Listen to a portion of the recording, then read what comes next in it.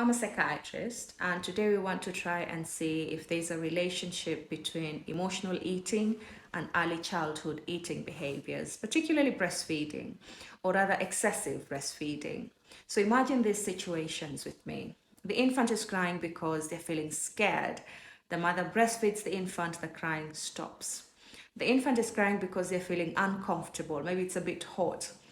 The mother breastfeeds the infant, the crying stops. The infant is crying again because they're feeling bored. They want to engage in play with the mother. The mother breastfeeds the infant, the crying stops. The infant is crying again because they feel they're not getting attention from their mother. Maybe the mother is on the phone watching TikTok. So the infant gets agitated by that and tries to grab the phone. The mother breastfeeds the infant, the crying stops. All these are very different emotional needs, yet all of them get the same stress response, breastfeeding.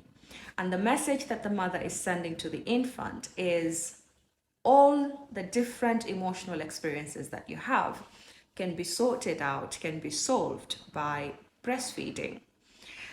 And then the infant is going to go to the next stage where there's no more breastfeeding. So feeding.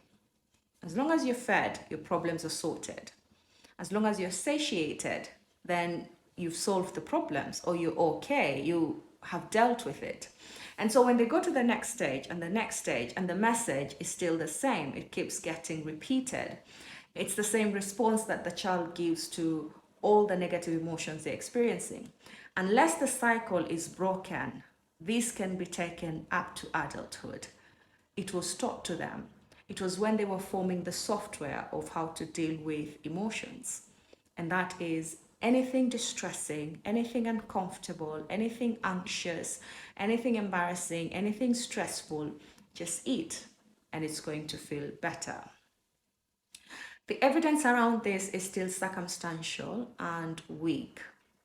So emotional eating as a result of early childhood eating behaviors, particularly excessive breastfeeding, there is evidence, but it's very weak. The evidence that is strong is that early childhood feeding behaviors can predict obesity, is actually associated with obesity. And we know obesity is associated with emotional eating. And when we look at Freud, the oral stage is where a child finds a lot of pleasure or all pleasure by putting things in the mouth. So certain fixations come when this stage is not done adequately, such as alcoholism or nail